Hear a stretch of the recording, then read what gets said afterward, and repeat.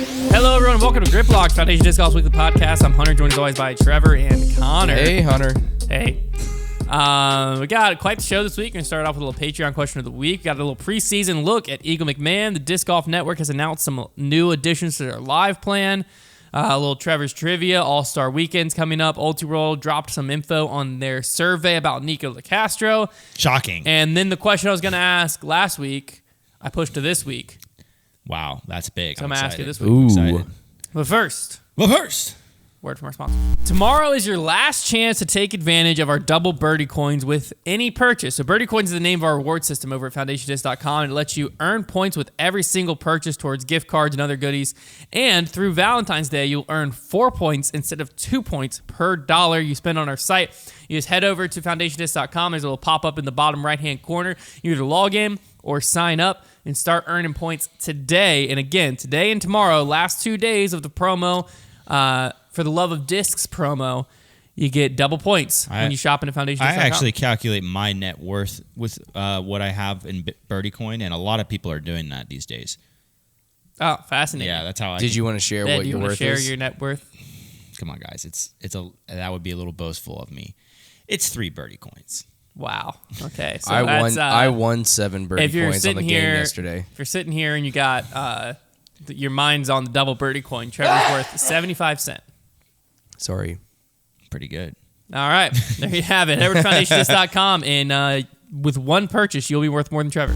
All right. Let's start it off with a little Patreon question of the week. If you're not sure what the Patreon, we have our Heiser Club, and every week we have a Heiser Club mailbag, which is a Q&A show that we do each and every week.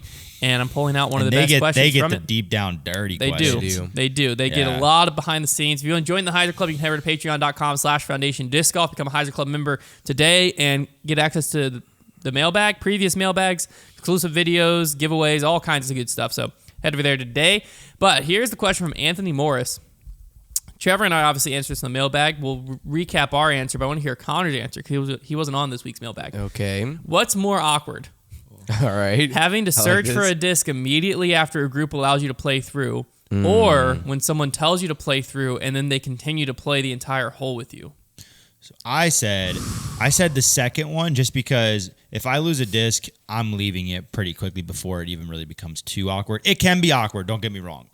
I'm not saying that situation isn't awkward, but the second situation is very awkward because if they don't say anything, you're walking down the fairway in that weird gray area of like, are they just playing up with me because they already threw their shot and like they'll let me through on the next hole, or do they think that they're going to play with me? I said and that is a very tough spot because now you're thinking in my head, am I going to have to tell this person like what's happening, right? Like, what are we?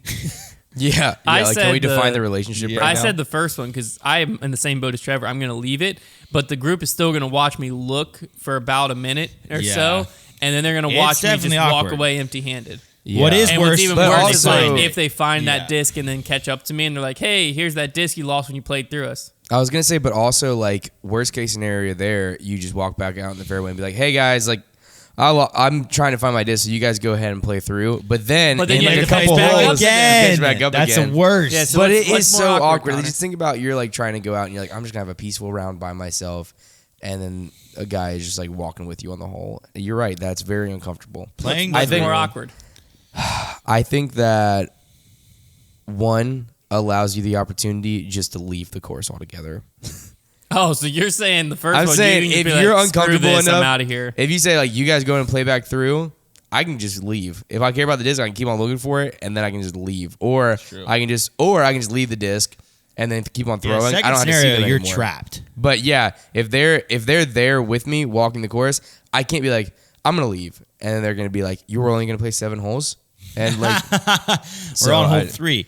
Yeah, I already played a loop through. Yeah. We're like furthest away from the course you can be. Get a call from my wife. Yeah. The playing through in like golf or disc golf is the most like nerve-wracking thing ever. When it's done correctly, when like the group in front of you notices immediately, like you're not on their tail the whole time, and they're like, "Hey, go ahead, play through." No big deal. It's very cordial. Like it's great. It feels like a very satisfying thing. Like I'm glad that we both understood etiquette there. But there are just some situations where it can become very strenuous on my social anxiety. There we have it. The worst part in my experience is like when there's a group of like 2 behind you, and like let's say us 3 are playing, and we're decent disc golfers. Like we're slightly above average, I would say. And so we're playing at New London. Oh, right? come on, man.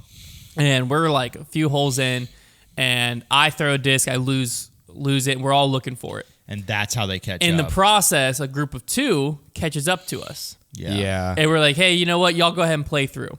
They play through. While they're playing through, we find our disc, and then we are the faster group. Yeah. I hate that. That happens a lot. Because then you're like, every time you like catch up to them like a hole later, and you're like, these people in front of us, like we got to play through them, but we just let them play through. That is tough. I hate that scenario. Yeah, that's the worst possible scenario, I think, when somebody plays through and then they're actually not fast enough. Like sometimes you have a group on your heels a little bit, like kind of just at a normal on your heels, like maybe they're waiting a minute on the tee pad, and you think, oh, I should probably let them through, but then afterwards you realize that you probably shouldn't have, like it really wasn't that unbalanced. And also what really annoys me is when you let somebody through and they throw like 3 tee shots. Yeah, that sucks. If you throw more than 1 shot off the tee when you're playing through, you should be kneecapped. Unless you threw out of bounds or you lost a disc or something crazy happened. Like, what in the world are you doing? Imagine playing through like, someone losing a disc and being like, hey, sorry, I lost my disc. I got to re-tee. And like you go look for your disc, and then you come back to the group, and you. I'd be like, "Is this round sanctioned, bro? Because if it's the not, stones on that guy. You better get out of here." I just remember. Well, first of all, I feel so bad for anybody that plays through whenever we're doing like you made me so nervous. I was looking at the waveforms, staring at them. It made I can imagine how nerve-wracking it is whenever we let someone play through while we're doing like either a bogey bro battle or like while we're doing any video. It's like a gallery. Just like the amount of pressure, and there's a guy holding a camera, like, and you go play through. It's tough. And also, I remember specifically whenever we let someone play through one time when I was playing with my dad, and this guy like throws. I immediately discounted him because he was carrying all MVP. And this was like... It's probably like Simon? It's probably like 5 years ago. It was Simon. Was it Simon? No, because it was 5 years ago. And Simon's an MVP. Was he with a different company? And again, this just shows you how messed up it was. You know, there was a lot of preconceived ideas about MVP, prejudice. all right? Yeah, a lot of prejudice. And I fell into it, all right? I'm a changed man now. But they would go play through, and I'd immediately discredit them. And they would walk away, and my dad would be like, wow, that was a pretty good shot. And I'd be like, no, they're not good. They're throwing MVP. They're not any good. Like, dang, dude. that just happened. Messed up, man. That just happened to be a good That's shot. messed I know. up. I'm sorry, and let this be a message to all of you out there. All right, you can change like me as well. There you go. All right. Well, this past weekend, the challenge at Goat Hill went down. Let's talk about the downfall of the challenge at Goat Hill. Yeah, honestly, it was like a very coveted. Like everybody was going there silver event. See how I said silver event? Now I'm trying. Yeah, to it was get one that. of those I'm like trying to fix that. silver events that were part of a series. Yeah. And shall we just wait? Should we make that our bit? Should we just always? I'm calling them Silver Series. I don't care what you call it. All right, we'll call it Silver Series then. But I mean, realistically, is it a step up because it's an 8th year now? In any case, now it's like a beginning. I find it interesting though that I think you're seeing certain events that are like taken away from the tour maybe, like, and they're almost like pivoting themselves to like if I was a Silver Series in the middle of the season and I kind of lost that, I think I would maybe pivot to that right before the season starts event, because I think that's an electric event. It's like the Arizona events, the Maricopa and the Shelly Sharp. You get a bunch of pros out there because it's like it's that preseason slot and it's an A tier. It is that used to be the Wintertime Open was that slot. What happened to the Wintertime Open? Are they still playing it? There's been like 100 of them. Here's you know talk about the downfall of an event, the Memorial. It didn't happen? No, it's coming up March 2nd through 5th, so it's after the start of the season. Vegas. I mean, Ganon Burr is still going to play it. AB, Drew Gibson. All right. Isaac Robinson. I mean, there's names there. There's a lot of names there. You just kind of talked that down a little bit. Well, who do you want me? I mean, but look who's missing. Yeah, the Simon, but Eagle, like I Ricky, would say it's Calvin, Paul. Yeah, it's definitely not. You're talking it's about not the what downfall of an be. event. This used to be the event, the start of the season. Oh, no doubt about that. It's definitely, but I'm kind of used to it being this for now the last couple of years. But Paul, I think, played it the last few years. Not last year, I don't think. I think the year. We're gonna look this up. He was one of the guys that said he'd always go play. He was That's always what I'm like saying. Paul was always like we would say like, oh, Memorial is no longer on the national tour or whatever. Like nobody's gonna go, and he'd be like, Yeah, no, he played last year. He did. I could have sworn he skipped it at some. Well, I guess he's skipping it this year. But he always would say like, No, like guys will always go to the Memorial. Like I'm gonna go every year still. Well, here we go. He's not there. I think this is the first year Paul hasn't played it. So there you go. No more McMemorial. McMemorial's dead. Yeah, I'm back to 2019 and Paul's played it. So he definitely, he's definitely played it every year before that. So yeah, 2023, the McMemorial has died. It has died. I wonder why. I wonder what, because like that's before Waco. Vegas, Memorial, Waco. I mean, it's a pretty natural like event transition. You're already headed that way. None of the top guys are playing it. So I guess they're just all getting to Texas. I guess so. That's interesting. I honestly surprised me a little bit because maybe they just don't like that event. Maybe there's guys that just don't really like it. Well, I mean, there's a lot. I mean, I feel like as a top end pro, there's a lot not to like. Oh, I agree. I agree.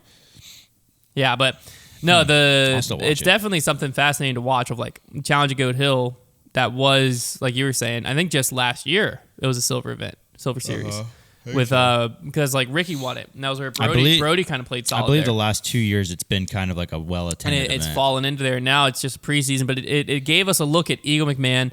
Round one, if we're being honest and we're not listening to the biased commentary on him, he was rough, very rough. I believe he was like 1 of 4 putting, and then Ian Anderson said, "Is he the best putter in the world?" Do you have? I was like, "Bruh." I don't know if you put a certain topic on here. I didn't. Do you know which one I'm talking about? Left-hand putt? No. What left-hand putt? Oh. I didn't see it. Well, I guess I'll wait. I'll wait for. Should I just break it now? Should I just talk about it? What are we talking about? Will Shoestrick. Did you not see his post? Oh, his post. I did see that. I didn't put that on here. I thought you were talking about Eagle left-handed putted during the round. I was like, how did I miss that? I was scrubbing through all his shots. Shoestrick announced that he has been practicing putting with his left I saw that on Ganon Burr for like 6 months. And like I guess like his shoulder problems, I always assumed they were both putting related. Like I always assumed they came from throwing and then also hurt his putting. But I guess it was just putting. Like his shoulder was clicking. Yeah. When he was putting. And he had his shoulder. And so he is literally like draining. He said he's like feeling confident up to 60 feet with his left. Heck yeah. And like there's this video of him just draining these 30 Do we footers. believe it? Let me see it. I gotta watch it. It looks awkward, but he's making the putts. No, but I'm saying, do we think it's flipped? No. It's like, real. is this a Gannon Burr? No way. He flipped it moment. It's way too long of a post. It's real. And you can tell because his putt looks awkward. And also, I know about his injury. It's real. I tried to putt with my left hand. That putt left does not hand. look awkward. That thing looks smooth. Like when it gets out of his hand, it's very interesting putting stroke. But I'll tell you this, man. If Will Shoestrick somehow comes back, if he makes a comeback, that'd be so with a sick. left-handed putt, I'll cry, dude. I'll miss him so sick. much. Is he saying he's going to tour? I think he's trying to get back out there. I respect it. I love that.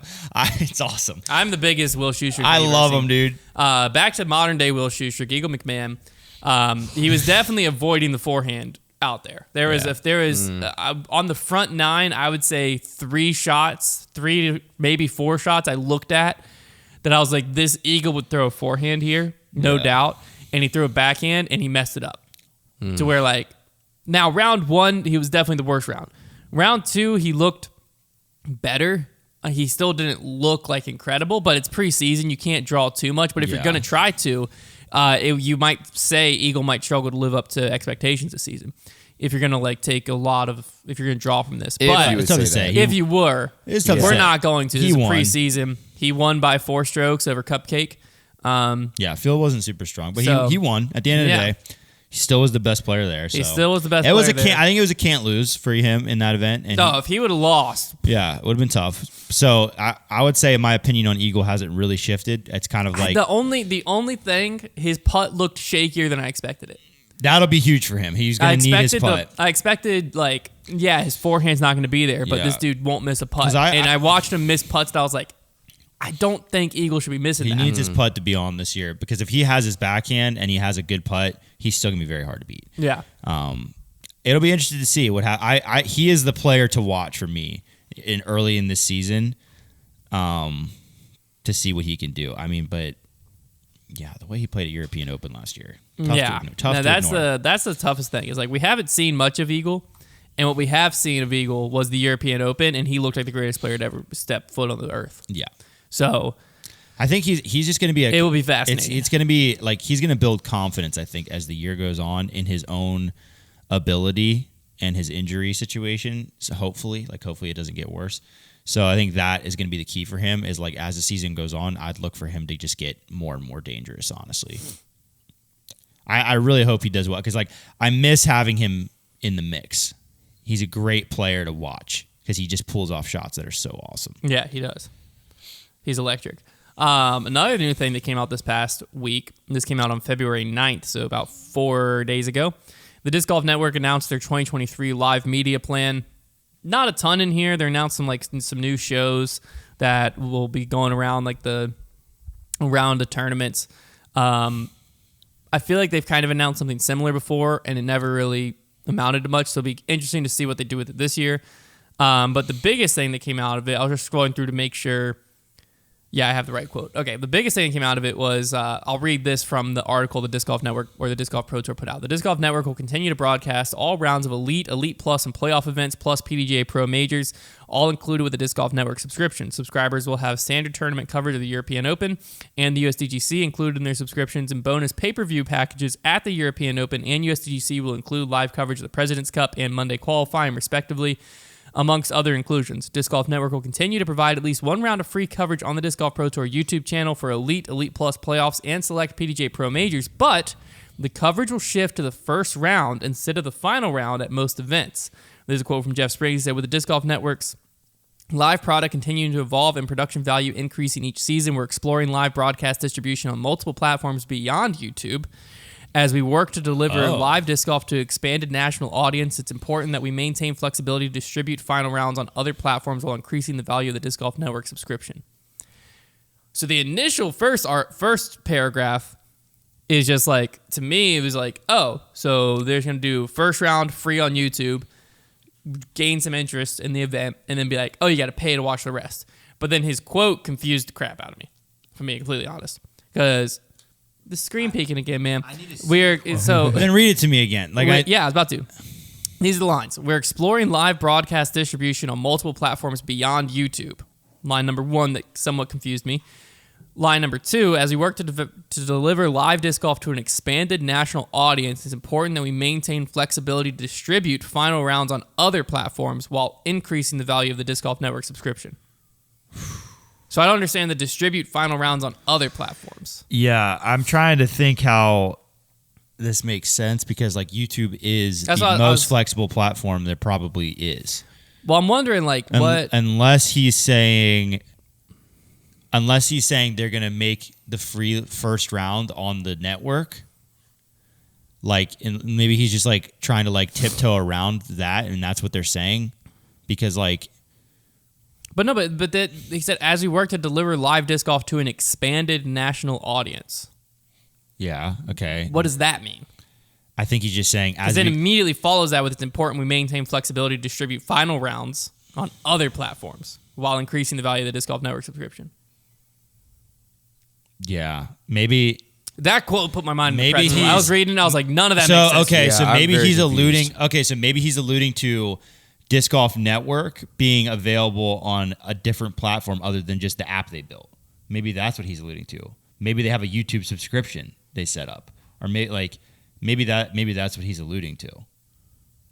Maybe because it expanded national audience could just mean they're planning on getting more people to sign up and be watching. Could be. But then simple. Maintaining flexibility is weird because YouTube. So maybe he's saying, even though we're making this change, we understand the importance of YouTube as we do because it's very flexible and everybody has access to it. It sounds like a whole bunch of tiptoe grammar to me. No, because it sounds like he's just trying to confuse people. The paragraph right before it says that they're going to be shifting most of the free coverage on YouTube to the first round instead of final round. Yeah. So that's what that paragraph says. And then immediately following it is the Jeff Spring quote that says they're exploring live broadcast distribution on multiple platforms beyond YouTube. So when I read that, I was just thinking like how you can co-stream like Twitter, Facebook, YouTube, and like you can just like stream them all together. But then the second part of that is what like put my mind in the pretzel, which was like expand national audience, maintain flexibility to distribute final rounds on other platforms. That's what I'm wondering. Increasing the value of the disc golf network subscription. That's what I'm wondering is if they're looking, because like, but like how does distributing final rounds on other platforms increase the value of disc golf network subscription? I know. I think he said while still increasing the value. Yes. So basically, I think he's saying like we want to be able to show final rounds live on other platforms while we're still making sure that the disc golf network subscription is holding. So is that its like value. a future thing of like right now we got to make sure the disc golf network has its value? We hope to someday be able to put live final round out there. Because to me it sounds like, are they just going to include a YouTube like paid subscription situation? Could you do that? Like give access to a stream through like the paid thing? I think so. So like maybe that's going to be part of the disc golf network.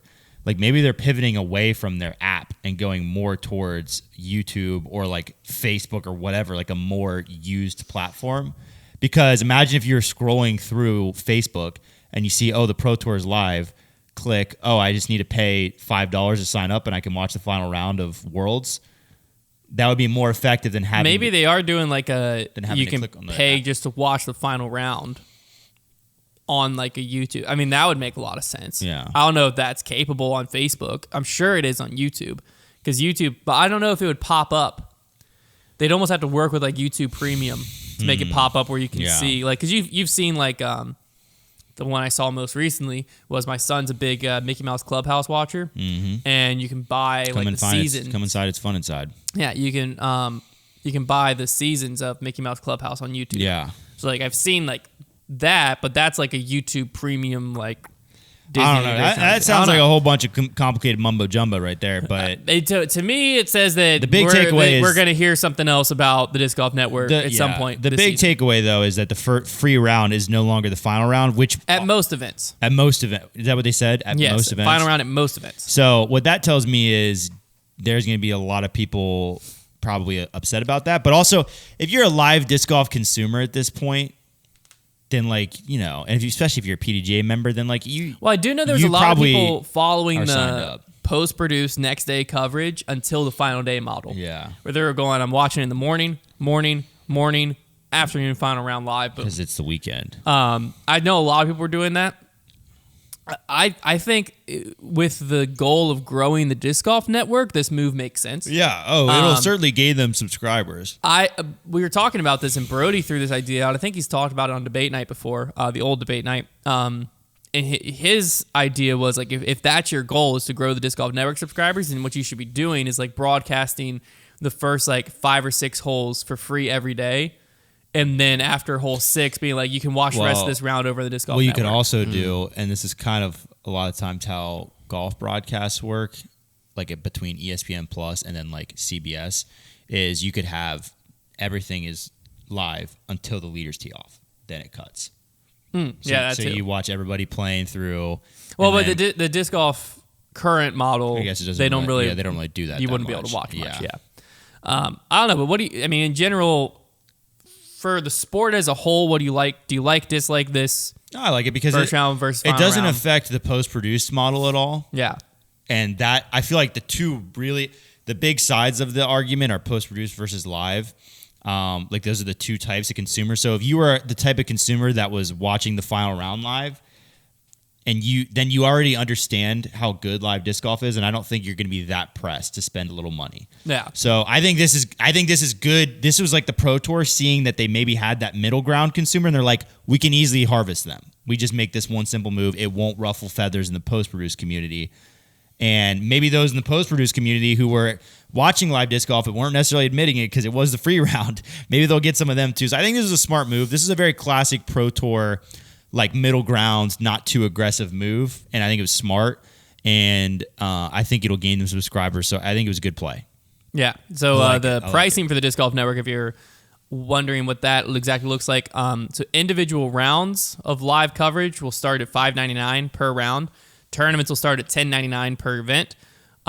Or Disc Golf Network subscription is $12.99 per month or $129.99 annually for the 2023 season. But if you're a PDGA member, you will only pay $6.50 per month. And that's $6.50 a month as a PDGA member is really good. That's really good for the product at this point because you might have a month with 3 to 4 tournaments in it. Yeah, easily. For $6.50, Like, Yeah. that's really solid. So the subscription includes the Disc Golf Pro Tour Silver and Euro Tour events, Elite, Elite Plus, and playoff events, the Champions Cup, the European Open, the World Championships, the USWDGC, and the USDGC, and then there's bonus pay-per-view only content of President's Cup and Monday qualifying. Yeah.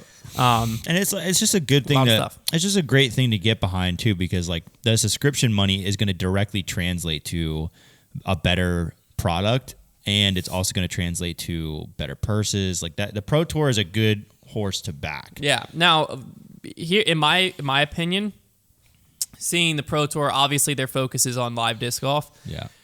I think that we are within a few years of next day post produced being gone. I agree. Because I mean, that would be their next step. Realistically, if I were to be put in charge of the Pro Tour today, and they were to just tell me like, don't hold back, whatever, like don't roll out a plan, just snap your fingers and make a plan happen right now. I don't think you would want to do this right now, but the future plan where my mind would go might only take one more season though. I'm going Disc Golf Network. I'm probably doing the first round free, and then you got to pay to watch the rest. I'd probably keep that model, and I'm saying all post-produced coverage has to wait a week. Yeah. So if the round is on Thursday, it can't post till the next Thursday, because what that does, in my mind, is if you're a diehard enough disc golf fan that you want to be in the know, you want to be watching the tournaments that are happening currently, your only option's live. Yeah. But it doesn't limit the YouTube reach. Right. Of like the James Conrad, the shot being on YouTube and stuff like that. Yeah. We still need that for the growth of the sport. It doesn't limit that, because that's if important. I'm a average consumer and I'm just looking for disc golf coverage, I don't care when that tournament happened. So that still needs to be out there. But by limiting it, pushing it back a week, and then I would like look at the numbers, and if we need to go back 2 weeks, we'll go back 2 weeks. That's what I would do if I was the Disc Golf Network. And obviously the Disc Golf Network owns the rights. We saw them charge Jomez $500,000. Right. That's the other question though, is like, if they can make that much money, like how many members, live subscription members, do you have to get to match like what they can sell the rights for? We can do the math. I mean, $500,000 is what they sold just to Jomez. But that was across 2 years. So $250 a year. Yeah. $250,000 divided by 12 months. $20,000 divided by $12.99 is a membership. 1,500 members. 1,600 members. Okay, so not that many. Not that many. Considering they have 44,000 members currently. Not that many. Pushing it back a week. Yeah. I'm thinking I'm thinking they're gaining more than 1,500 members. Live is the wagon. That is for sure. And there will come a day where they will probably make it. I don't know if it'll be a week or if they'll just say no more next day coverage, but they will probably draw that line a little harsher, just because they ultimately want people to watch live disc golf. And the more eyeballs that are all in one spot, the more sellable these events are, and the more sellable the events are, the more money that goes to the purses, the more money that goes to the purses, the better disc golf we're all going to watch, and the better disc golf we're all going to watch, the more people are going to be watching that disc golf. Like it would be... It's a very easy stepping stones. If we could just get the sport to like 100,000 concurrent viewers, like for these tournaments, like that would be where things start getting legit. 100,000 concurrent viewers. I would say the Pro Tour on the Disc Golf Network probably need 170 to 200,000. Oh yeah. Members. Yeah. So it's not impossible. Like it's not impossible. It's not impossible. If they consolidate everything and the sport grows for maybe another 5 years, we can get to that point where the live viewership is like a real number, and like all of a sudden you start getting into that 6-figure concurrent viewership, and now there's some serious money to be had. Yeah, now you're selling ads to some big boys for some big boy dollars. Yeah. But yeah, so I mean, it's gonna be an exciting year of live disc golf. It actually starts this weekend with the All-Star event. Wow. We're about to have live disc golf, ladies and gentlemen. Yeah. We're gonna do the All-Star weekend preview here. Really excited. On Grip Locked. But a reminder, starting next week. Yes. The preview show. The disc golf preview show. It's going to be new. Last year we did a preview show. It was basically like another Grip Locked episode. This time we got a new host, Sir Nico. You'll meet him. You'll love him. New set. New mics. Show. Trevor and I will be in a little bit more of a professional setting. I won't say we're going to be more professional. But it's going to be, I'm very excited for it. I think that it'll be fun. I think it's what a lot of you are craving out there. So we'll see. We're committed to it. I'm very excited, and we have some fun segments also some fun sponsors we're working with. So you're not going to miss it, but that starts next week. We're going to talk about the All-Star Weekend here in a second. But first, word from another sponsor. Do you know anyone can find anything on the internet? No, Yes. I didn't know. Well, let me tell you, Konner. They can, including your full legal name, your personal email, your home address, phone number, even your relatives. Shut up. Oh Yeah. my gosh. This information is accessible because of data brokers who profit by selling your information to robocallers, telemarketers, spammers, and anyone else that wants to learn more about you. And that's why I'm excited to tell you about today's sponsor, Aura. Aura will identify those data brokers that are exposing your information and automatically submit opt-out requests on your behalf, and they'll even opt out of junk mail and telemarketing lists. You can use our link in the description, aura.com/foundation disc golf, to try 2 weeks for free and see how many data brokers are out there sharing your information. You can also check it again in the description, or you can scan the QR code on the screen right now. Or also monitors your emails and passwords to see if they're involved in a data breach and exposed on the dark web, and gives you recommendations on what to do.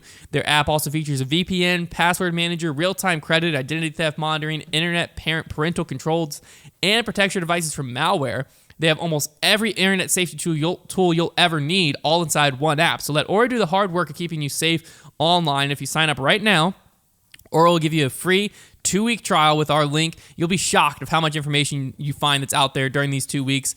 So just go over to aura.com/foundation disc golf to start your free trial. You can also check it in the description down below, or if you're watching on YouTube, you can scan the QR code and get signed up today. You will not regret it. All right, welcome back from, I don't even know, let's just be clear, transparent here. This is a breaking news segment. This happened, the grip lock curse lives on. We stopped filming. But we caught it this time. But we were able to catch it with plenty of time for us to shoot this and put it back in. So I don't even know where you're at in the episode right now. But the news has just reached us that Ganon Burr has officially left Prodigy Discs going into the 2023 season. Mind-blowing. The week of the All-Star event, which he is playing in, he's made this announcement. Now, the rumors of the offseason that had swirled, we talked about some of them on this show, was Ganon to Discmania. Prodigy, we'll call it a month ago, announced their core team, announced him part of it, put those rumors to bed. Everyone's like, well, look, we know Ganon's contract's through next year. He's not on the move this year. We know that. So we called Discmania's offseason a loss. We were like, man, we really hope we see Prodigy offer him an extension. We hope we see that, blah, blah, blah. All of that is back up in the air. Yeah. Ganon Burr, all we know at this point is that he has left Prodigy Discs. We don't know where he is headed. All signs point to Discmania, but we don't know that for sure. Yeah. We don't know was this a sudden thing? Was this known for a while? This thing has been airtight under the wraps. Yeah. It's been impressive that nobody knew about this. There was like a hint of a leak that when you read it, it had already been put to sleep, so we were like, surely this isn't what he meant. Well, but yeah. Drew Gibson tweeted, who's excited? This was on January 24th, so 2 weeks ago or so. Who's excited for the 2023 season? Simon to MVP, AB to Discraft, Macbeth to Euro Tour, Brody coming into his own, Gannon to Discmania, Finish Line Disc Driving, blah, blah, blah, blah. And then you put hashtag this is the internet. And then someone said, I understand what you're doing, but bringing Gannon, Discmania, / Prodigy into this isn't super necessary. And Drew responded, not everything in the post is true, hence the hashtag. And like people kept like saying stuff about Gannon to Discmania. I believe he was just trying to like make a joke. Like, oh, I'm leaking something. Like, but it'd be really funny if he was trying to make a joke and it happens. He like actually accidentally leaked it. Really funny. I mean, the only rumor that has been out there is Ganon Burr to Discmania. So if Ganon Burr ends up going somewhere else, going to be pretty shocking. I'll tell you, Ganon Burr to Discmania, there's been whispers, but when the Prodigy announced he was going to be on the core team again a little bit ago, that really shut everything down for at least this year. It was kind of like, all right, he's going to be with Prodigy for this year. That's where everybody's brains was pretty much on that idea. So this alone was like, wow, that was really kept under wraps. Like, that's impressive. If he goes somewhere other than Discmania, just because that seems like the only obvious suitor, my mind will really be blown. And the only other place I could see it being would be Innova. Just because I know they have funds. Discraft, no shot. They've already done all their stuff. There's no way. So I wanted to see, what would be the most MVP. surprising? The most surprising? Innova, I think, in my opinion. Really? They're just not going to pay him. The most surprising would be like Dynamic, probably. Well, actually, most surprising would be Discraft. Because I'd be like, how on earth do they have that money? Innova, I think, would be the most surprising for me. Why would that be the most surprising? They probably have They don't pay anyone. They just locked in Calvin Heimberg. It's the first time I've ever heard someone be paid. People. The Sexton gets paid. They pay people. The Sexton gets paid via Sexton Fire. Also, the question is how much, like, the real question is how much was Gannon getting paid? What was on the table? Like, did another company have to really come in and bring in the heavy artillery, or did they not really? Well, here's what we know. Let's look at the facts. Ganon Burr's leaving Prodigy. Fact 1. Discmania just got $1 million check hit their bank account. Fact 2. Yeah. Ganon Burr is in the midst of a contract. I mean, listen, I say all There's this. There's a very easy thing of like, okay, point A led to point B, led to point C. I'll be very surprised if it's not. I think Discmania, and Discmania was prepared to match just, MVP to keep Simon. Yeah, so do we need to make like a bet right now? Do we need to make a like if he doesn't go to Discmania this? Okay, bet? if Gannon Burr ends up at Discmania, if he ends up at Discmania, I'll switch my putters for the year. I'll do it. Wow, dude. I'll do it. I'll put it on the line. No, Hunter. If he ends up, no, you already lost. I don't accept it. I mean, if he ends up going to Discmania, dude, I'll MVP does not deserve do a putter this, bracket bro. just like Trevor did. MVP pick the seedings. Y'all can vote. Whatever it ends up on, MVP I'll does putt not the rest deserve of the year. this, dude. MVP, if you're listening, come on, man. This is your guy. No, my Ions actually made it turned around. Yeah, you'll see him coming up soon. Too late. They made a turn. What do we do if he doesn't go to Discmania? What do all three of us have to do? You're the only one left, Konner. Yeah, you are the only one. You would have to No, switch it doesn't putters. have to be a putter thing. It does. I won't Actually. switch The only putters. problem is like if he didn't go to Discmania and he went to like Innova, like, oh man, what I gotta do? Throw Innova? Oh man. It's tough. If he goes to Innova, I will be shocked. I would be shocked as well. I don't. I would be less shocked with Discraft. A lot less shocked. I would only be more shocked because of the fact that they already did all of their announcements. In my opinion, from the outside looking in, I think that 3 weeks ago, this deal wasn't even on the table. I think this was I don't think Gannon knew it. I don't think Prodigy knew it. It seems very sudden. I think... Crazy theory. What if MVP dominated so hard on their sales with Simon that they're like, guys, we're going to cover this easily. Let's go in again. And they went, yes, that's dude. Funny. That would be sick. Here's crazy. the Hunter timeline. If I were to just bet my money with no knowledge of what's going on. We love doing that. This is my Hunter timeline. Give me it. Okay, I think Simon Lizotte leaves Discmania. Yes. Discmania learns about it. They start thinking, what are we going to do? We got to replace Simon. Mm-hmm. They are like, man, we're really in a tight pinch here. They try to keep Simon. Simon's like, nah, I'm out. They start looking at players. No one's on the market. Mm-hmm. They're like, okay, well, we know we got to keep Eagle, so we got to find someone. Got to go someone young. They are like, okay, long-term play. Let's sign Gavin Babcock with the intention of using him to lure Ganon Burr to us next year. Tampering? They sign Best Gavin friend play? Babcock. Boom. Okay, Gavin Babcock's on him. And they're like, let's just go ahead and just reach out to Gannon and just like start up the conversation. Dude. They reach out to him, and Gannon's talking back and forth with them, and they discover that, hey, we can make this happen right now. Dude, secret agent Gavin. Boom. They offer Gannon. Gannon's like, you know what? I'm in. Boom. Gannon, Dude, Discmania. just Because like the Prodigy announcement, when you don't announce that if your player's about to leave, the core team thing. that is super weird. Gannon has been posting him throwing, and he has it like typically if you're learning your new bag, you're not posting yourself throwing because obviously you're throwing your new bag, and you're also not practicing with your old disc just to be able to have social media content. Yeah. I mean, Simon did because he's very much on YouTube presence and was trying to keep it under wraps. The but like, world is not ready. Gannon could have easily went radio silent throwing wise and been practicing.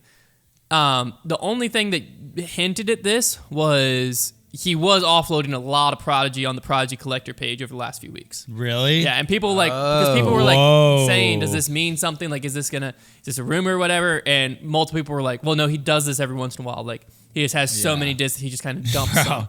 That's hilarious. So that was a thing. Oh my god. The other thing that on Instagram that I think farther alludes to Discmania is if you go to Ganon Burr's post, you can read this multiple different ways. But Gavin Babcock said, proud of you, brother. Gonna be a great season. Heart emoji. Well, like hand heart. So a lot of people... Does he follow Discmania? But then this person does say, so he's going to join Discmania with you. And Gavin Babcock said, I wish. So... Well, I mean, that doesn't mean anything. Wait, look at lot of back see and who forth. follows him and who he follows. Let's try and draw a trail here. Ganon Burr So following 500 people. Okay. is he following Discmania? Team Discmania, he is following. He is following Prodigy Discs. Yeah. I wonder if he follows. He is following Discmania Discs. He is also following Dynamic Discraft Latitude. Okay. So he's following. Now who follows him? Followers. Now let's see.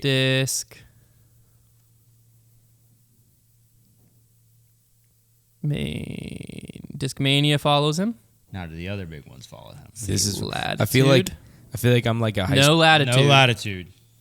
Dynamic. No dynamic. No dynamic. Oh my gosh. I feel like I'm like a high school girl trying to figure out if a boy has a girlfriend. No Discraft. Oh my gosh. Wow. No Innova. So Dynamic's the only one that follows him? Prodigy. Match of Prodigy. Prodigy still follows him. So Dynamic's the only one that's following Discmania. him? Or Discmania? Discmania is the only one that's following him. Oh, man. Oh, MVP. Let's look at MVP. No. They make it too easy. It's just Discmania. Discmania is easy. following. It's too easy. All right, there it is. Ganon Burr to Confirm. Discmania. Now, the biggest question in my head that's left on the table, I think I've said that 17 times, is he going to be throwing a new manufacturer this weekend for the All-Star Yeah, weekend? that's the weirdest thing. Is Like, what's the timeline here? What is that his announcement? He just walks. He just walks out in Discmania. I mean, we That'd have be a sick. whole week of like days here that he can now turn around and make the announcement. Like it could come But out. it would be kind of baller to just I kinda wonder, not like- announce it and just show up. Because so he does have a good relationship with Prodigy. He did. And yes, He did, so bro. maybe, and this is not the likely thing, but there's a possibility that they knew he was leaving before they announced him on the core team. Yeah. But they were like, "Hey, can we still announce you on the core team so we can get some more sales before I we agree. leave? I was like literally- squeeze out some I was more thinking sales." that exact thing. It wouldn't. It would. There's no harm, no foul there. Yeah, it wouldn't shock me if that was. But like squeeze out sales of what? his Yeah, I signature don't know. disc. Honestly, though, you could say What you could signature argue disc? that he's got PA3s like on our shelves. Oh, so it's like current signature discs? I mean, you could also argue that like him announcing and leaving would get more sales potentially because people are like, "Oh, that might be collectible now." Yeah. I don't, man. The world is not ready for that I mean, man throwing DD3s. with this move, let's just say Ganon Burr is going to Discmania. Okay. With this move, is Discmania or Prodigy a bigger loser this offseason? Prodigy. Yeah, Prodigy by a Yeah, long shot. definitely Prodigy. Yeah, I would Prodigy's say- dead. I would say Discmania. This is why Will Shoestreak, I don't know if we talked about this in the podcast yet or if it's coming up. That's why he's practicing lefty to get back on tour. Yeah. Prodigy's like, frick, we can't rely on Kevin Jones. We gotta Yeah. get some guys back out get there, Will man. back on tour. Come on, Will. Come on. But I mean, realistically, You were our golden child once. Now you can be our golden man. realistically, they have Isaac Robinson and Kevin Jones. Alden Harris. There's still Alden time. Harris. There's still time. I mean, they They certainly don't have a guy. At one point, they had. I think Isaac Robinson could be a guy. He had 2 wins last year, didn't he? One. Out of Wild. Why do I feel like he had 2? I'll look it up. Maybe you're counting a silver event. I wouldn't dare. Or did he almost win a second one? Is that one? Silver Series. You mean Silver Series? Yeah, Silver Series, man. Silver Surfer. He might have won an 8 tier, which is bigger. Why do I feel like he won twice? I'll look it up. 2022. That's a weird feeling. He won the Frisbee Bowl 2022, Ice Bowl, the Seneca Spring Fling, the Zip Line Open, Idlewild, Oh no, you know what it is? It's because he almost won. Myrtle Beach Open. He almost won the Pro Tour Championship. Yeah, he That's came in what- second in the that's Pro what Tour it was. Championship. That's probably what it was. He did lose the New World Championships. He was a threat though last year. Like he could, but like they definitely lost like their guy. And if you go back in time, like they had Dickerson at one point too. Like Prodigy has had a lot of good players pass through their doors and then kind of like. Well, if you dip go back out. far enough, they had But everybody at one everyone. point. Ricky Yeah. Wysocki. They had Ricky, Nico, Germ in his prime, Yuli in his prime, Man, Katrina Allen, Katrina Allen, Paige Pierce. They had Austin Hannum. they had players. They had players. They had players. Where except German, man. Come on, dude. And they had Tough day. It's a tough day for Prodigy Disc, and it could be. This could be. This is basically if you are Discmania, this is like the best feasible rebound. Yes, Because for sure. Does he move plastic like Simon? No, not many do. Maybe only one other. But he is going to be one of the best players in the world for some time, and he's going to be throwing your plastic. If this all happens, Maybe he's going to DGA, man. Basket money, right? Basket money. I might. You bring the steadies back? Konner, if he goes to DGA, will you post steadies for the year? Come on, dude. DGA. You know he's not going to DGA. You know he's not going to DGA. You know he's going to Discmania. But just throw it out there. If he goes to... But Do it's it. so scary. Do I it. like wizards. Do it. Okay, fine. You know the steady's a better wizard. All right, if he goes to DGA, I'll put with steadies for a year. He literally just tweeted he's going to DGA. Oh no. He didn't. There's no way. He's going to Discmania. Basket money, dude. He's going to Discmania. That basket money. He's not going to DGA. They sold a lot of Mach 5s last year. All those new courses coming in. Hey, just signed Austin Hannum. Robbie We don't have has been money for hyping Ganon up. Burr. Hey, here's the thing. Robbie has been hyping up DGA plastic, and maybe Robbie has the insider scoop. I'm going to call him. Maybe. All right, well, back to the regularly scheduled programming. I don't know where we're about to throw you back into, but we're going to. So back into the normal show. There it is. We'll let you know next week. More than likely, we'll know where Ganon Burr ended up. And we'll let you know on the show. We'll talk about And the it. grip lock curse is broken. And the grip lock curse. curse is broken, people. You tried to back us into a corner, Gannon. Yeah, Don't back Gannon. us into a corner because we'll just walk right out of it. We'll see you in the next one, but that's not true. You're still listening to the show. Back into it. All right, it's time for Trevor's Trivia. Trivia with Trevor. All right, everyone. All these other people try, but you know what? Travis does it better. I'm the best. All right, guys. I hope you're ready for today's game. We are doing... I'm ready. I'm always scared to see what the game is going You know what I'm to gonna to start see doing? if I'm going to embarrass myself. I'm going to start, having an AirPod in, and when it gets to Trevor's Trivia, I'm going to just call AJ Risley. honestly. Just have him in my ear. So this game is going to be related to players and their earnings from last year. Oh, gosh. Basically, we're going to go 10,000, 20,000, 30,000, 40,000, 50, all the way up to 90,000 will be our highest, 10,000 will be the lowest. And I'm going to ask each of you to name a player who you think is closest to those in Love it. earnings from last season. Round it. Without going over we'll or round, just closest? Closest. We'll Okay. round to the nearest Did you 1,000. scratch your hand, man? I'm going to be bad at this No, game. that was like an imprint or something. I'm going to be bad at this game, and I'm going to be embarrass myself. We're going to round to the nearest 1,000, and obviously you want to have as least, how it works. Yep. All right, so we're going to start with $10,000. Hunter. 10,000. See, this is a tough one 'cause that's low. It is tough. Oh, gosh. $10,000. We're gonna go with the one, the only, the Austin Hannum. Okay. I like Are you gonna that. tell me how close I am before Konner guesses, or are you just gonna? I don't think- I yeah, I don't actually think you won't. can. Okay. I won't. I was going to go, and I think this might be a dumb pick, but I was going to go Bearheart. Okay. Okay. Is that a dumb pick? Is it your pick? Yeah, that's my pick. That's my Okay. answer. Well, I yeah, can't. he didn't tour. Ha ha ha! Got me. But it doesn't mean retired. didn't mean he didn't play. Doesn't mean he didn't play. That could be a sneaky answer. Oh, Brian Earhart's stats are expired, so you're gonna have to guess somebody else. Thanks, PDGA. Well, no, he didn't play last year. Yeah, I He was lost. retired. That doesn't mean he did not play at all last year. Can I pull him up on Statmando? I mean, it's probably. I guess since his he PDGA membership- retired. Yeah, but guys who retire doesn't mean they stop playing disc golf altogether. He might have though. He might have stopped playing altogether. Last 12 months, 0 total events, $0 in earnings. Konner, what the frick? I'm sorry. It seemed like a good pick to me. I was trying to pick someone around Austin Hannum's, Didn't you hear him in the Yeah. commentary booth all last year though? Yep. Did that? Austin Hannum. No, I guess that's your guess. Just Austin Hannum made 8,400 last year. That's Daggone, very good. Let's go. That's So you very get good. a point of 2 because we'll round in nearest 1,000, and Konner has 10 to start with. The comeback needs to be on. All right, 20,000. Is it Konner versus time? Yes, Albert Tom. That's a good guess. that's a good guess. Greg Barsby.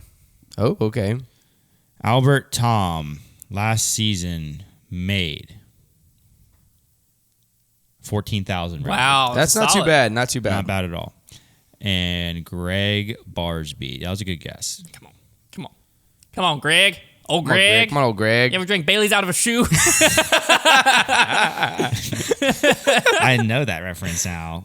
Barsby rounded up 25,000. That's a solid guess. Yeah, it was just over like the halfway to round up to 25,000. Oh gosh, So if that was Barsby made that much, my next guess was gonna be bad. My next guess was gonna be really bad. All right, $30,000. Oh gosh. Connor or Hunter. $30,000. Oh gosh. All right, I have mine. I know what I'm doing. Don't take mine, or you'll die. Oh gosh, I don't. The name that came to my mind is take mine. terrifying. Do it. No, Do it. No, I can't. Yes, you can. No. They might be. It might be spot on. They also might have only made like 16 grand, so I'm not going with them. We're gonna go with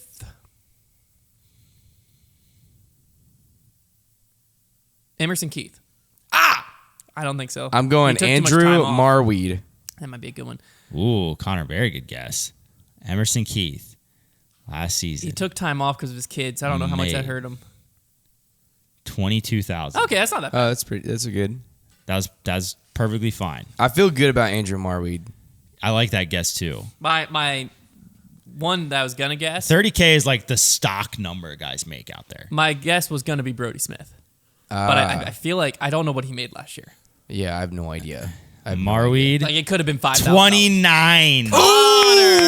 The score is now Hunter 15, Connor 17. Connor only down 2. Wow. We're getting close. Wow. Can you look up Brody? If my first one Are we in wasn't agreement so we're not taking abysmal, Brody for 40 or beyond? Or you want Brody on the table? no, still? I'm good with that. Okay. Can we look up Brody? I just want to see how close he would have been. He made 18. Okay, thank gosh. I knew it was either like 16 or 30. And there was no 40K Connor? to Connor. Dang. Close game. This is getting tough. Dang, this is tough. This is the middle ground where it starts getting interesting. Andrew Marweed. Who made more than Andrew Marweed? That's all that's in my head right now. That's a good place to go. I'm going to go. Let's see where Drew Gibson's at. I love that. Great guess. Katrina Allen. Oh, wow. Drew Gibson, 29. Oh, man. Same as Andrew Marweed. He had a bad season. That was a good guess. I thought it'd be more. Katrina Allen. I don't know how much Kristen took from their purses. That's the question. I think this is going to be a decent guess. Might even be 55. Wow, okay. That's tough for me. Great for her. So now Connor is in the lead, 28 to 30. Wow. All right. Wait, On how to- high are we going? On to 50K, up to 90. Oh, my gosh. Oh, my gosh. Well, On to 50K. It'll start. I mean, the last few are going to be very simple. Like, there's only a few people you can guess. Actually, All right, I'm changed. first. Let's go to 8. No, we can go to 90. I'm first, right? Yeah. I'm going to go. no, I'm first. No, yeah, it is. It is Hunter first. What is You're it? right, you're We're right. We're at 50. at 50. Katrina Allen made 55. So I'm staying the frick away from FPO because that's terrifying. Because I don't know. Paige Pierce, I feel like, had to make like 70. Okay, back to MPO in my head. Joel Freeman. Joe Freeman. I like that. I feel like guess. he had a solid It's year. Good guess. Yeah. Wait, who the heck was I just about to say? Oh, frick. I had a name in my head. Don't freak out, Konner. You'll forget even more. Did I get wrecked? You I was laughed. laughing at him. Okay, thank gosh. That was a terrifying moment. It's like Joel Freeman was only made $2,000. He denied cash at all of his events. Oh, yeah. I'm going to go. He definitely made more than that. What are we at? 50 grand. He definitely. It's a lot. 50's a lot. I'll go Kyle Klein. That's a good guess. These are two good guesses. Oh, I think of a great name that I should have guessed for another one. Dang it. Kyle Klein. Okay. I feel like this will help me. So Kyle get a read Klein here. made 40. No, 39. Wow, that would have been good for the last one. Yeah, Off that would by have been 11. good. Puts you to- I'm playing one. I'm playing one round behind. Joe Freeman made 48. Oh, baby! Dang. Come on! Hunter takes the dang. lead back. It's now 32 to 39. Wow. Wow, Joel Freeman coming playing in all that- hopscotch. On to 60. Playing Konner? leapfrog. Connor, Oh, frick. 60K. Joe Freeman around the money. It's honestly been a very back and forth game. I'm gonna go.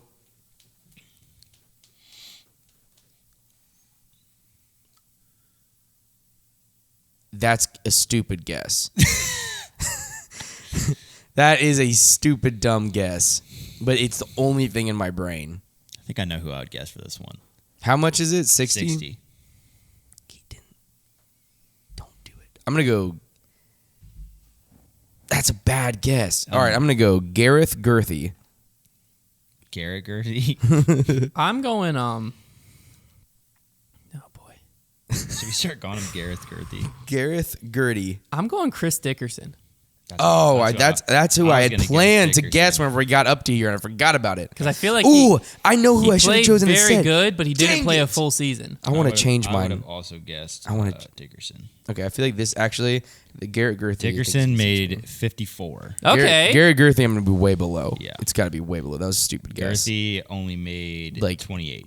Yeah, that was stupid. That was Come a stupid on! Guess. That was a stupid So that's guess. an additional 22 It's a W. points. Could be for Wario, for Garrett Girthy, or for me winning. Get it? No. He kind of looks like Wario. It is now... No, he doesn't. It's, Double G doesn't look like Wario? It's No, he now doesn't have a 38 mustache. to 61. That was a pretty tough round. Yeah, that was a tough one for me. You're telling me there is- Double G doesn't look like Wario? He doesn't have a mustache. Trevor, back me up a little We're on to a little bit, yeah. We're on to 70. Connor, me, Connor. Me? Yes. No, yeah, it's Paige Hunter. Pierce. Nice. We're at 70, you said? Paige could have made a lot This is more last or year? a lot less. I don't know. Yeah. No, this is 2015. Dadgummit. Dadgummit.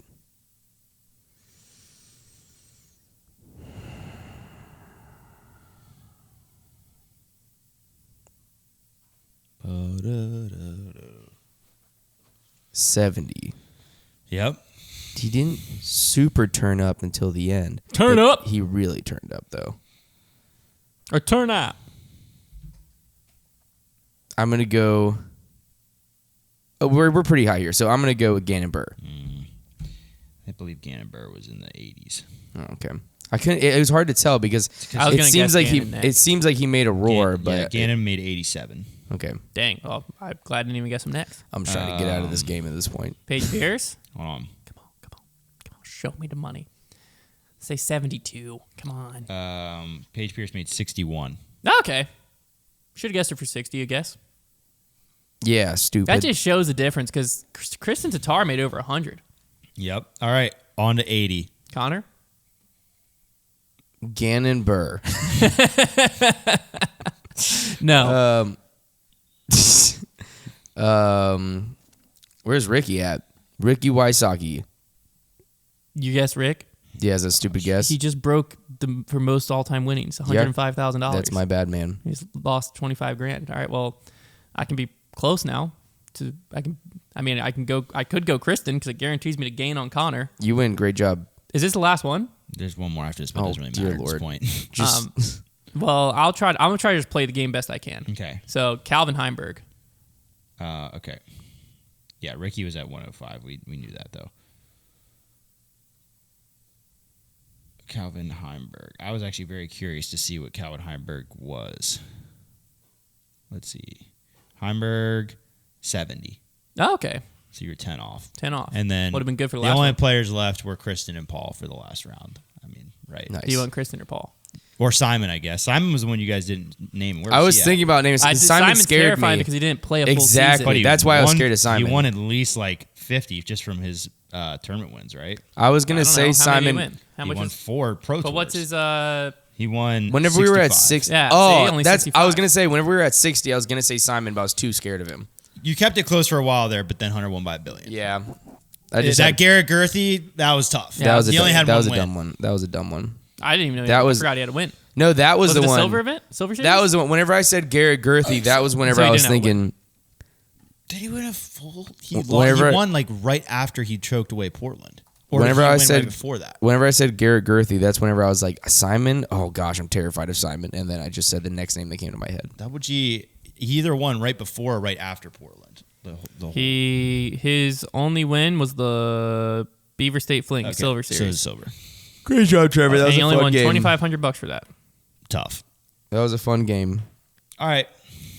That was a fun game. I suck at everything that's not discs. All-Star Weekend That is tough. is coming up this weekend. We're going to take a look at the teams here that were drafted by Paul and Ricky. And I believe Katrina Allen and Owen Scoggins are the other captains. Don't Yes. quote me on that. I mean, look this up a little bit. you're correct. Gotta scroll down. All right, so let's look at FPO first. Basically, we're just going to say, which team do you think is taking it down? Because what are the obviously they're doing like events? different... skills and putting, and then some doubles, singles. Yeah. Basically, if you go with which team's better at disc golf, probably got a solid chance. All right, so Team Own Scoggins consists of Own, Kat Murch, Ella Hansen, Holland Hanley, Missy Gannon, and Maria Oliva. That's a really solid team. Team Katrina consists of Katrina Allen, Evelina Salonen, Alexis Mandahano. How's Valerie Mandahano? I guess because of her ankle. Sarah Hokum, Henna Blomroos, and Jennifer Allen. That team's worse.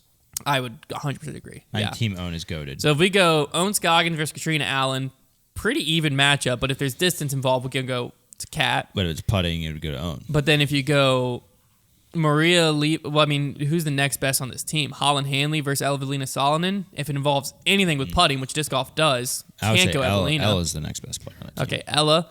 And then you got Holland Hanley versus Alexis Mandahano. Holland, Missy Gannon versus Sarah Hokum. Missy.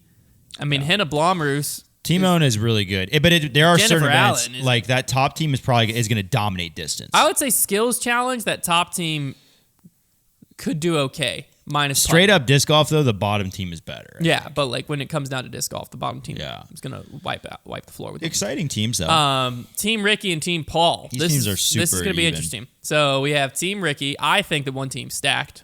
Trevor disagrees. But Well, we got the Team world Ricky. rankings disagree. Let me just read. Team Ricky, That's we pretty have... objective. Am I going to read them? No. Okay. Konner? Team Ricky, we have Ricky Wysocki, Ganon Burr, Matty O, James Conrad, Kyle Klein, and Simon Lazat. Team Paul, we have Paul Macbeth, Isaac Robinson, Calvin Heimberg, Joel Freeman, Chris Dickerson, Kevin Jones. Yeah, first team is Passing the eye test, Ricky Wysocki is mopping the floor. Well, that's because it's the eye test. If you look at the world rankings, they're separated by an average of 1.2 spots. An average across 5 people, so they're a lot better. No, that's not true. I wrote all of them down, like each of their world rankings. It's like 1, 2, 3, and 4, 5, and 6. Then how is it over 1.2 on average? If they're all just one separating. There's like one. There's like one where there's a 3-stroke or a 3-ranking separator, but there's some that are Paul has the better player. Like it's very clear that they're even. They're very even teams. Because if we were Paul Paul just has the less sparkly names. He's got here's what I'll ask Isaac you. Robinsons and Joel Freemans of the world don't get all the glory, but they're darn good at disc golf. Let me ask you it this way. What? You're showing up to a tournament tomorrow. You have $100. Uh-huh. You have to bet on the average finishing place of one of these two teams. You're telling me you're not putting the money on Ricky? You got Ganon Burr, I would. Simon. Let me be very clear. I did not say that Ricky's team wasn't better. I said that you said that one team was stacked. No, it wasn't. You said one team is stacked. When we were sitting over there earlier and I read the teams off, you were like, I think Team Paul's got it. And I was like, you're smoking something. Yeah, but I didn't really. Team Ricky is stacked. Right, but then I said, I need to look at them again. And I said, they're actually very even. You went, no, they're not. All right. The world rankings say that they are. No, Hunter the world says they're ranking not. says Team Ricky's better. By a very marginal amount. 1.2 average rankings. Mm-hmm. Yeah. That's very marginal. So that's 5. That's not how that math 8. works. It's not how that math works. 8 spots better. Okay. Team Rick.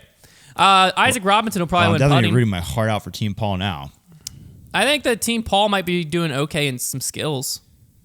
But when it comes to disc golf, they don't stand a chance. I mean, I hate the bit you're doing right now. It's not a bit. I don't think disc you golf wise that Team Paul could beat Team Ricky. I don't You don't think they could? You don't think they could, Hunter, in disc golf? Well, okay, could, sure. Yes, could. I used the wrong word. Yeah. Because I could walk out there and if Kyle Klein broke both his legs and arms, I might beat him one day. Mm-hmm. So sure, I could. But all right, if I were to put some money down, I'm never putting money on Team Paul. I'm done talking about the All-Star weekend forever. All right. Well, Konner, who do you like more, Team Ricky or Team Paul? I mean, I like the names on Ricky better. I think that they make sense to me. But I'm scared to enter this conversation, so please don't ask me I was more questions. just asking you a simple question. I wouldn't enter it either. I mean, I think we all know Team Ricky's better. Let's see what the comments have to say. You checking them? Yeah. Hunter Reynolds says Paul's team looks a lot more stacked. Hunter, you should get your eyes checked. I disagree with that statement. I did not say either team is stacked. I said the teams are very balanced. That is my press released statement that Hunter disagreed with. He does not think the teams are very Dude, balanced. everyone says, on the Twitter replies, which is looking great for me, everyone thinks Paul is like going to dominate. Which means that I'm in a great spot. If Twitter replies think opposite of me, I'm right where I want to be.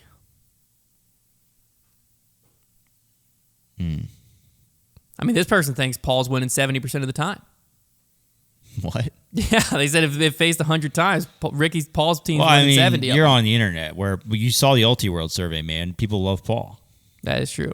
Come on, dude. Use the fandom survey to your advantage. I mean, people are trying to like make excuses. They're like, well, Kevin Jones just had a down year last year. I will say this, dude. What about the year before that? Year for like Kevin Jones, man. At some point, we got to just admit he did not live up to expectations. He didn't. He's still young. It's been too many seasons He's of us still saying young. Kevin Jones is going to DJ dominate. KJ, we can't go into every season saying this is his year. I don't say that, but I do say I'm not going to. I think it every year. I'm like, this could be do. the year No. Kevin Jones takes over. I gave up. I haven't seen it yet from him, but he has the talent. I haven't seen it since his Prodiscus days at So, USDGC. Those were the days, man.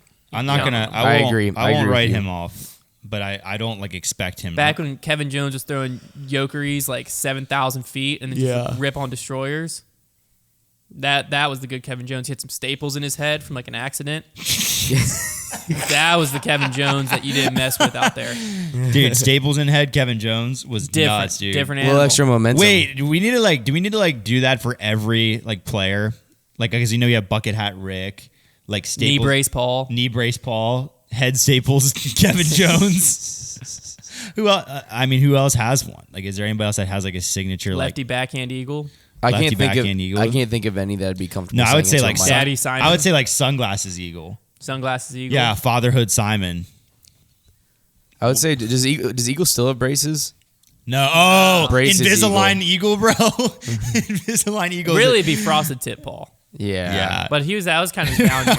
That was broken back Paul. Invisalign eagle. Broke That's back really Paul? Funny. That's not what I said. I said Wait. Broke back Macbeth. broken back Paul is what I said. Who? Yellow Polo Drew. There you go. This is fun. How many players are there? Was Conrad any good when he shaved his beard? No. No. I don't think Okay. so. You can just go Gyro Conrad. Gyro Conrad. I feel like in a year we're just gonna be saying Dismania Simon. Don't you Don't dare, you dude. dare. Don't you dare. I didn't When did say he play that. with- That when did- wasn't me when did that he play said for that. Dismania? Was that like early in his career?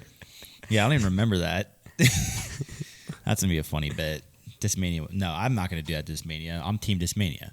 Reinvent your game. They should. You know what? If they picked up Simon, him and Eagle together on a team, that If you could be think about something. it, really, I'm getting signature Rainmakers. Simon just listened. listened to him. He completely reinvented his game. That is true. That is true. He looked at it and he was like, "Wait a sec. Dismania is really so funny. Dismania is really self-destructing with that phrase. That's so funny. Wait a second. These discs are just like everything else. What if I reinvented it to like something with an overmold?" Dang. That's And funny. then he went and got some euros. You can't be with Dismania for too long, or else you start looking at the reinvent your game and you interpret it differently. Yeah. You can't get too close to it. Yeah, all of a sudden you're like, the only way to reinvent. Like, where's now. all the science names? Yep. Get it? I 'Cause can't think of any other science. We need a list player of the ones. players. Okay. Oh, you mean pull the players? What up? about? We're not even thinking like FPO. Like what? I don't know.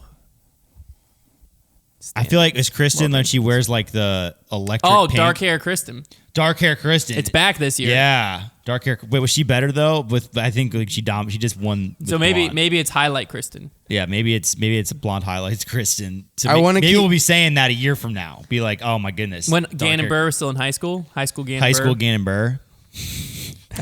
When I'm trying to think of one for Greg Barsby, but he's pre-flight- never changed. Pre-flight Chris Dickerson.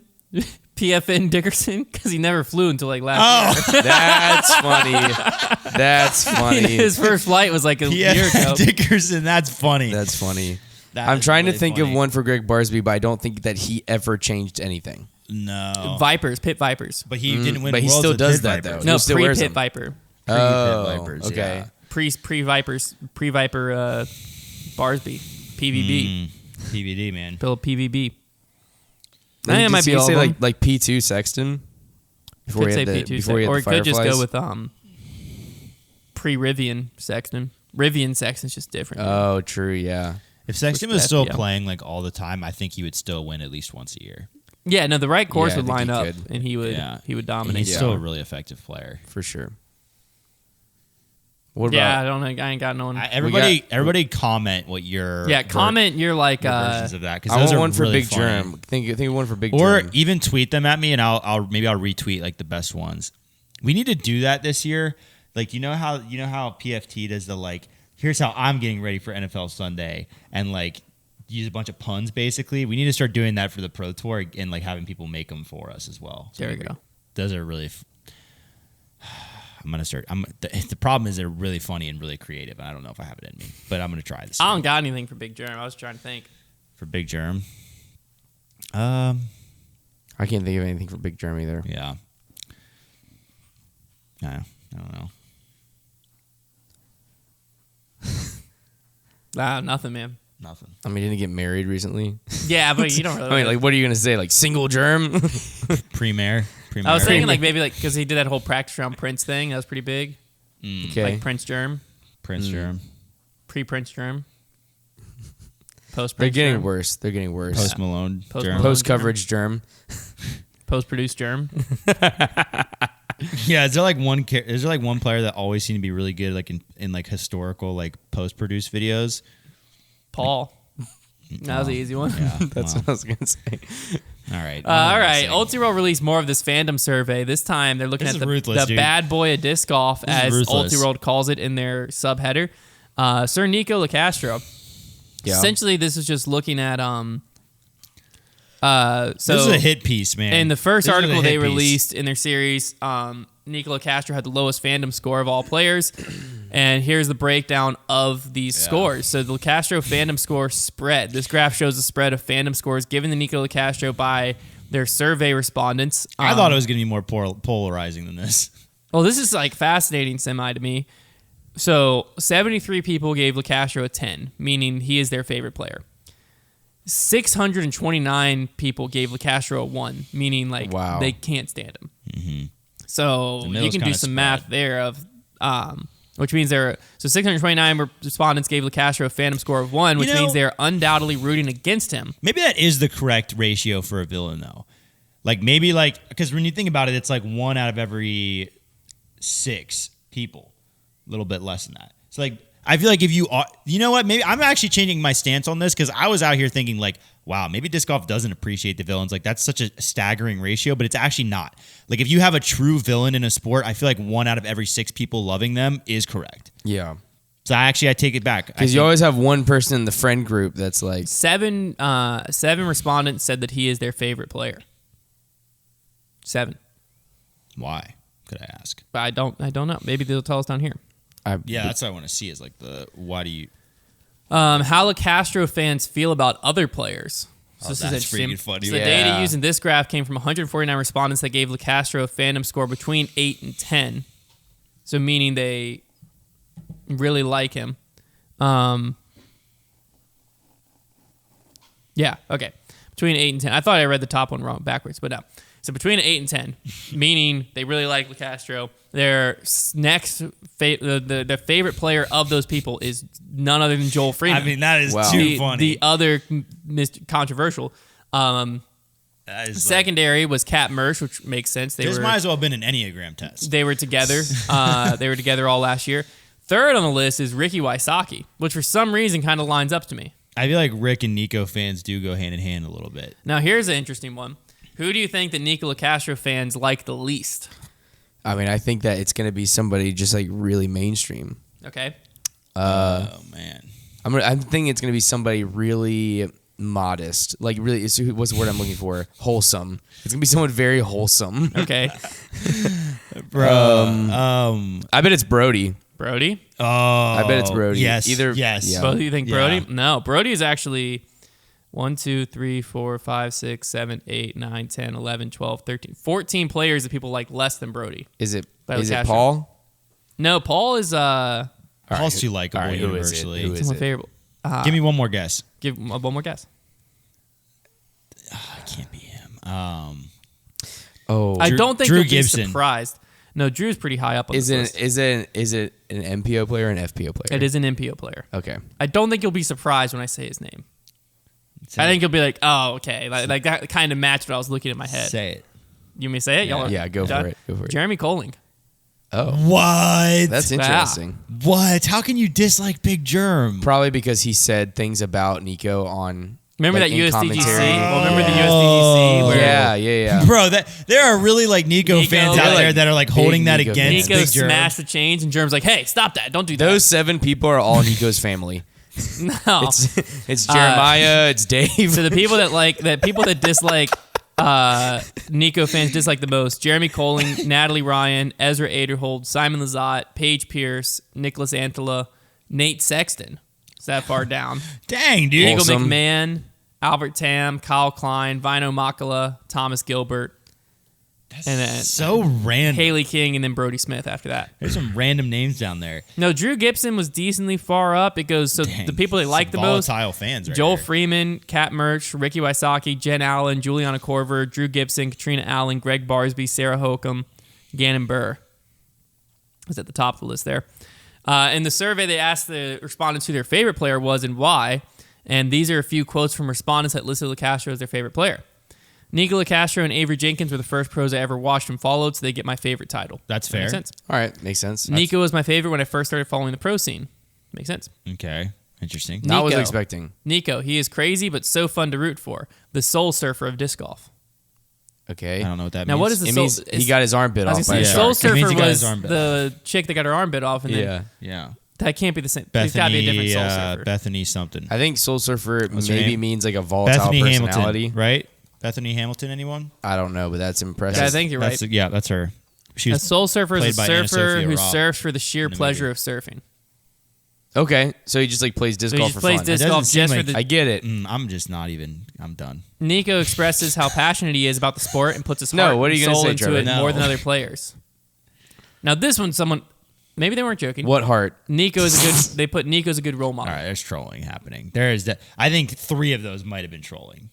I don't think so. Nico expresses how passionate he is about the sport and puts his He heart and does. soul into it more than other No, players. He Soul does Surfer do that. one. The He Soul does do Surfer that. one, it depends, man. I could see a surfer being like, yeah, like he plays disc golf just for the sheer playing disc golf, man. He does it how it's supposed to be.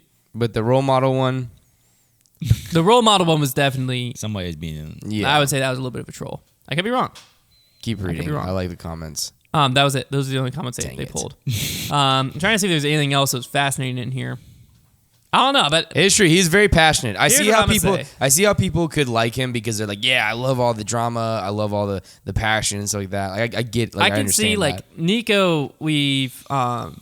We've seen different like interviews and stuff where like I don't think he embraces being the bad boy. Like he's dedicated his life to this sport. He's been the number 1 player in the world for periods of time, and he's been one of the honestly, he's been one of the players that has kept his name the most relevant for the longest. Yeah, it's very in disc impressive. golf. Like he's out there, and like it wouldn't surprise me for him to like be in contention at random weekend this upcoming year.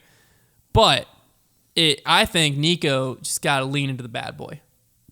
Lean into embrace the bad boy. People have been saying that for a long time. It's not And going to happen. I know, but like if Nico could like lean into the meme of it a bit, I think he could really. I think the problem with that is that you have to have the capability to lean into the bad boy socially, but not actually lean into the bad boy physically. And I don't think he's capable of the self control. I mean, you saw him in that video. No, He's an understand. actual bad boy. Like it's not for memes. It's not for publicity. Like he actually has I know- a hard yeah. time with self control. But I'm saying, I think, he did. Yes, He's had months dude. off. Come you're on, right. man. He's a We're gonna changed see a man. new Nico Yeah, coming man. back in Vegas. I'm saying like he could lean into like the press conference, like throw some like trash talk in there.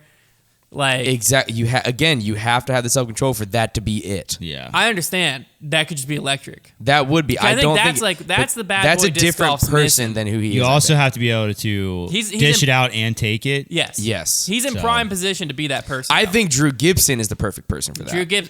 Yeah. Because I think No, he's I think Drew it's able. Gibson similar. wants to be liked a little. Though. That is true. Yeah, Drew I Gibson think, but I doesn't think wanna he's be the bad closer to guy. being that person because he can't. Because I think he has the ability to say ridiculous Well, I think things the- for saying ridiculous things. The reason I think neither Yeah. of them can lean into it is they both want to be liked, Right. which there's nothing wrong with. Nothing wrong. No, with that. no. That for is sure. how you should be, Yeah. I think, in general as a human.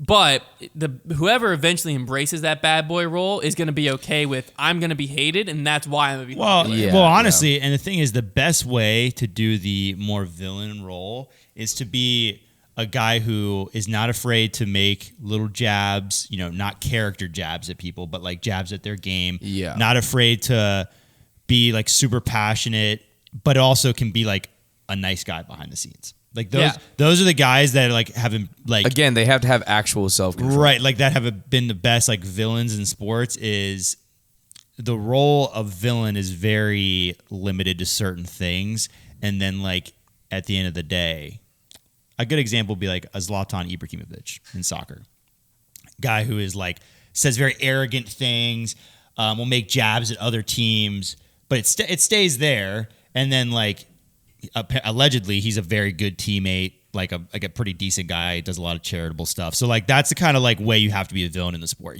But you have to be willing to, like, you're going to be very hated by a lot of people, a lot of the players on tour as well, and that I think the biggest thing is that's isolating. When you're on tour and you don't have your family with you, and that tour is your family, what fun is it to be the villain? Because it probably wouldn't be fun. It takes a very special person. You're going to isolate yourself, and if I was out there on tour, I'd want to be buddies with everybody. You'd have to be, realistically, I guess, lifestyle-wise, people in the best position to be the villain of disc golf is Paul, Ricky, and Simon. Right. Where it's like, I'm not saying it, like, they might be, but if you're making $1 million a year, you don't have to be staying at the campground with all the other tour players. Because if you're like, if I'm saying, Connor's beard's stupid. Those are all your friends I can't out there. stand That's them. too And then far. you pull up to the campground and Say it to my face. our campsites next to each other, like, you're going to Say be it to my confronted. face. I just did. I was looking you square in the eyes. I'm sitting on my court.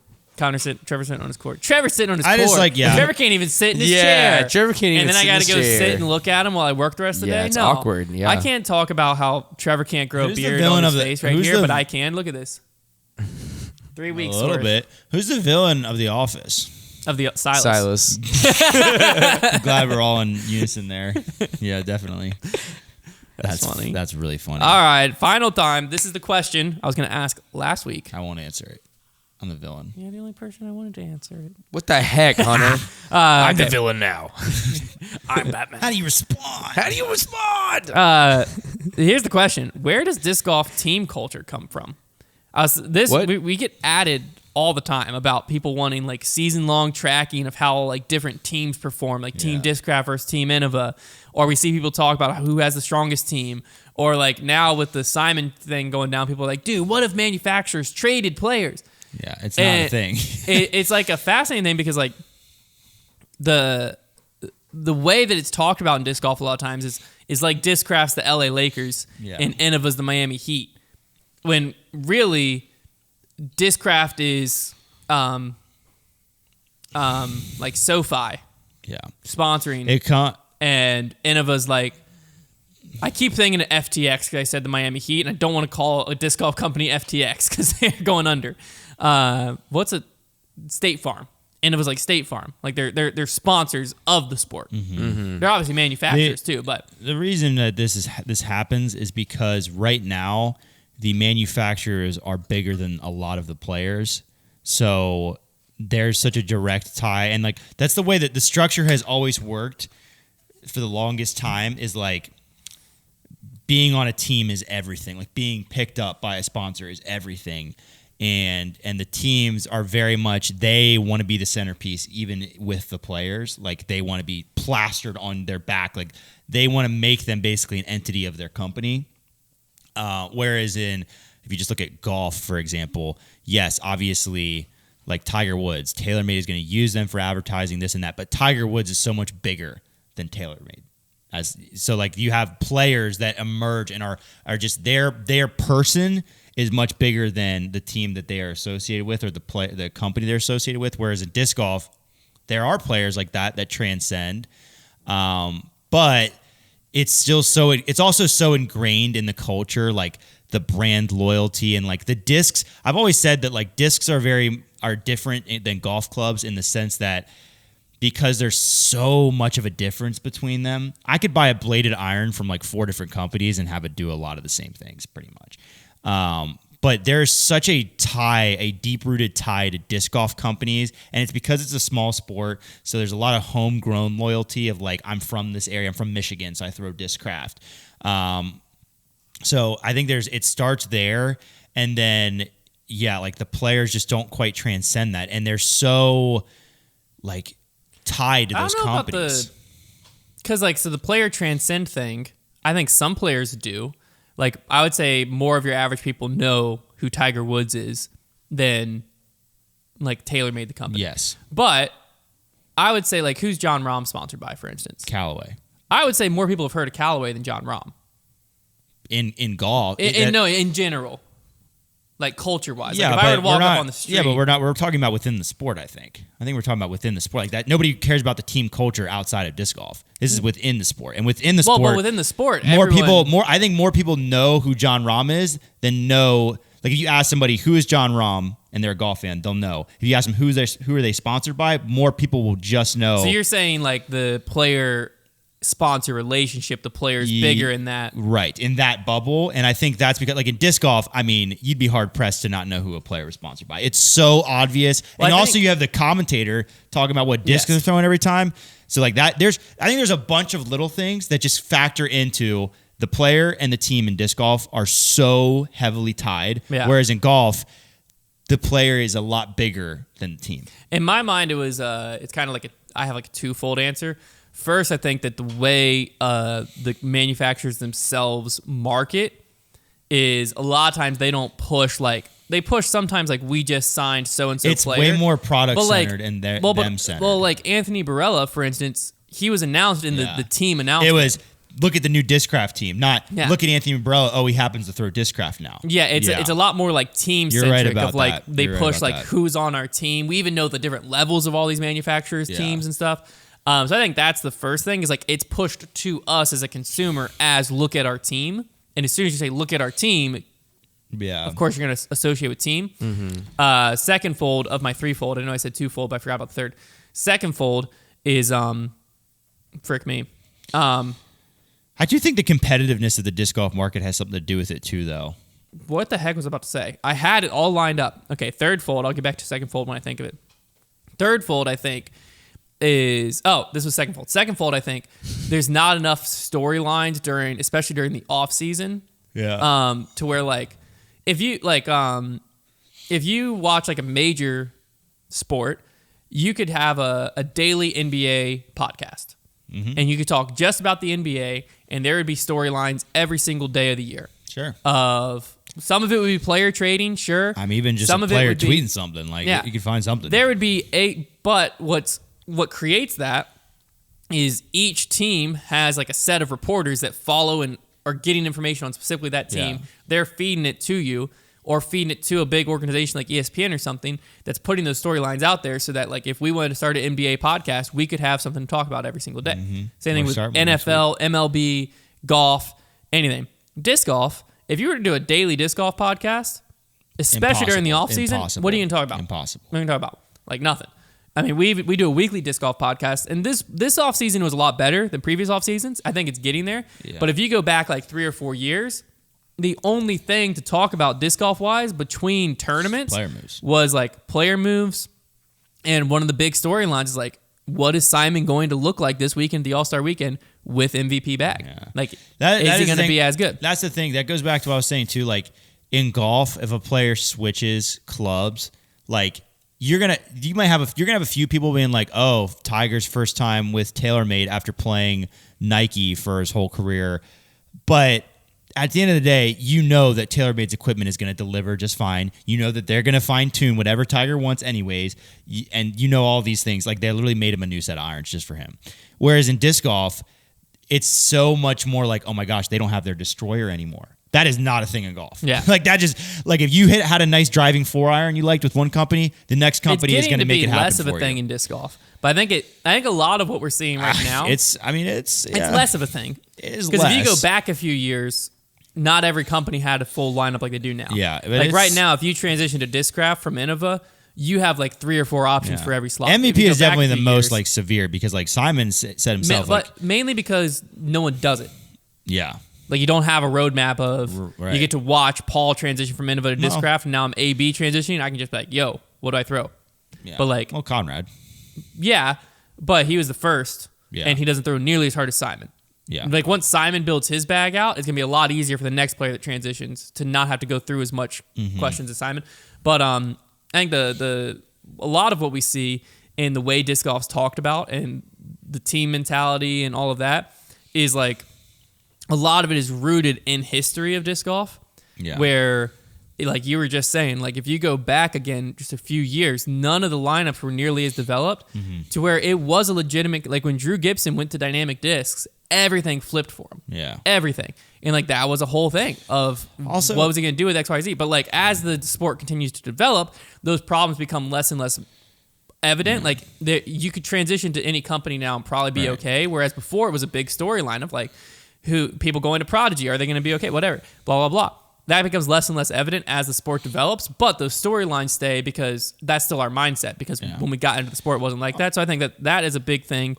And another thing too is if you are a diehard disc golf fan, then like a lot of times I haven't found a ton of diehard disc golf fans that are also like diehard golf or tennis fans, but there's a lot of disc golf fans that are other team sport fans. Yeah. And so if I'm coming into disc golf with the mentality of the NBA basketball, then a player moving from what's called a team to another team, it's not called an endorsement or sponsorship, which is what it actually is, but from one team to another team, my mind's immediately going like, this is like when LeBron, Chris Bosh, and D Wade teamed up in Miami. That's what's going on right now. It also like because right now when you look at who is involved in disc golf monetarily, the manufacturers are by far the biggest players in the game. They have the most monetary. They have most monetary power. They have the most money. They're the biggest part of the market share of disc golf, and so a big event happens. You guarantee a manufacturer's probably tied to it. They're plastered everywhere. This that. It's not like a golf event where they just had the Waste Management, Phoenix Open, and it's not like it's competitive entities, but there's just other entities to be looked at and seen. Like, oh, Waste Management sponsored the event. Rolex is sponsored. Like right now, you click on commercials, just Discraft, Prodigy commercial, Latitude. They're like the big players right now, so they're just plastered everywhere. Well, also, even on the player side in golf, is like I don't know the answer to this. Is Tiger's Nike deal worth more than his TaylorMade deal? Yes. Yeah. Yes. So like that's the other thing. That is like not a super common situation, I don't think, but that is a thing. Like players, there actually may be a decent amount of players in the PGA Tour have more. If you take their endorsements outside of their club deal, they might be making more from those. Because like imagine what would the disc golf world look like if Simon Lizotte signed a $500,000 a year deal with MVP, but he signed $1 million a year deal with Adidas. Like, what team is the disc golf world considering him on? Right. Yeah. Because he'd be like a bigger representative of Adidas. Yeah, that's true. Like, if apparel gets in the game, and now you have, that's the real question. If now all of a sudden you've got, let's say all the big apparel players in the game, and you look at Team Discraft, and you got a guy on Team Nike, Team Adidas, and they're the ones spending more money than the manufacturers. Now, what team are they on? That's what I'm saying. Because that is kind of a blurry line when you look at golf. It's like, do you consider guys on Team Nike or on Team TaylorMade? Because I think that's where golf, you don't have that team mentality, is because like the lines are blurry. The lines are because like when you look at a player, they're not decked out in TaylorMade gear. Correct. They're all wearing Nike. They're carrying a TaylorMade bag, but then like this other player might be decked out in Nike carrying a Titleist bag, or whatever, however it lines up. Yeah. And then within that, they might have a different putter deal than a club deal. It doesn't look like that goes back to like the wearing Team Discraft on your back. It looks like you're playing for. That'll be the really fascinating thing is like if you have Nike come in and they sign Paul McBeth to a $700,000 a year deal, and they're like, our logo can be the only thing on your clothes. Yeah. What the heck happens? I'm sure there'll be conflict like that. I'm sure there already has been. I think that's the real difference in disc golf to, if you want to look directly at golf, is like these players' livelihood is coming from one source in sponsorship wise, and it's the manufacturer. So the manufacturer owns them essentially. Yeah. Whereas if you look at other sports, like it's just not the case. I did have a question and talking about so for those of you who don't know, one of the biggest opening events of the PGA Tour season is the Waste Management Phoenix Open, and they are famous for their hole 16, and they get like 100,000 people in these grandstands around this hole. It's the loudest hole in golf, and I think it's the coolest thing ever. I mean, if you just look at the infrastructure for that thing, it's awesome. So my question is, what hole should become like if somebody was like, we want to invest in the Pro Tour to like put up the grandstands. We want to get like thousands of people. Obviously, it wouldn't be the same scale, but we want to get thousands of people to all sit at this hole. We're gonna have like there's gonna be vending. There's gonna be food there. Like that's what you do the day. You go and you sit at this hole and you watch everybody come through. What hole would work for that? 17 USDGC. Yeah, that's what I was gonna say. It's hard because 17 is not the most exciting to play. The problem with that though is you'd want seats around the green, and then you'd take away the water. You'd have to only have seats go down the side. Yeah, I think that would be the most exciting hole to sit and watch. It also, yeah, you'd have to. Because what are your other options? Like hole 8 at Maple Hill, but I think it'd be tough to get that many people in there. I think honestly, like hole 17 at USDGC would probably be the best. I just think like just because hype around the it. moment that like a player is going to win or lose the major, but on that hole, and there's like 5,000 or 10,000 people sitting there. My thing is though, chanting their name as they walk up. If you were going to do it like hole 16 though, at the Waste Management Open, because that one thing about this hole is there's no everybody be quiet. It's called the loudest hole in golf. It's the only thing like it where literally nobody's expected to stop making noise. You couldn't do that hole 17 at USDGC. You need there to be quiet. No. So if you were going to do like the loudest hole model, I think you do it in Des Moines. Tough with Des Moines, you can't surround the green. I know you gotta find a if that's what you're going for. But about, you can make it like hole 8. I do think it would have to be earlier in the round because hole 16 at Waste Management, there's not a lot of danger there. Yeah, it's not going to cost someone. No, yeah, you want it to be a hole that is not, but also like the reason it's like a beginning of the season event, so it's not like a major. Like it's kind of the right event for it, and it's very interesting that it exists in golf. But it's awesome. Probably pick one at Vegas. Yeah, I just think it's the coolest thing ever. Like I was just watching it yesterday, and I was like, we need this in disc golf. Like, I was thinking that maybe hole 5 at USDGC. Oh, you know, it'd be a good one. Is that the only problem is it's not par 3. Waco. Yeah. The Waco, like short 250 through the truss. It's like by the parking lot. You could surround the green. I want to say it's like hole 10 or 11, maybe 12 on Waco. It's just like a short forehand. There's a rock there. Brody hit the scuba. That 1 year disc golf guy covered it. You could easily surround it. It's a short forehand. There is some OB to be messed with, but it's not a like pivotal hole on the course to where like now the only problem with it is you would hear it everywhere very easily because disc golf they're all just but I'm sure you hear hole 16 everywhere. Oh, you do yeah. I mean by the time the leaders get past it obviously, but Waco is such a like toss-up event anyways. It is like not a weird person wins it every year.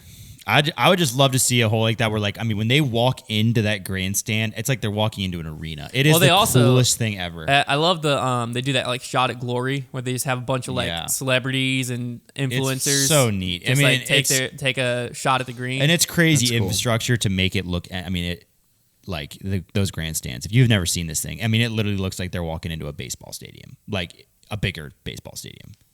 As far as how many people sitting in it, it's insane. I'd love to see something like it. All right, well, there you have it. The off season is officially over. That was the last grip on the off season. Next weekend, we'll be talking about what just happened at the All-Star weekend. We're going to have disc golf to recap. We got to have disc golf to recap, and then the weekend after that, we'll be talking about what just went down at Vegas. Disc golf's here. My goodness, I'm so excited. Welcome to the season, everyone. It's a great time to be a disc golf fan because every season is just more and more exciting of like who's going to be who this year. Yeah. Don't forget next week to check out the preview show. First of its kind on our podcast channel. We're very, very excited to be bringing that to you all. I think you're going to love it, but you won't know until you watch it next week. So be sure to check out that and tune into the All-Star Weekend this upcoming weekend to get the first look at Simon Lazar with the MVP bag. It'll be interesting.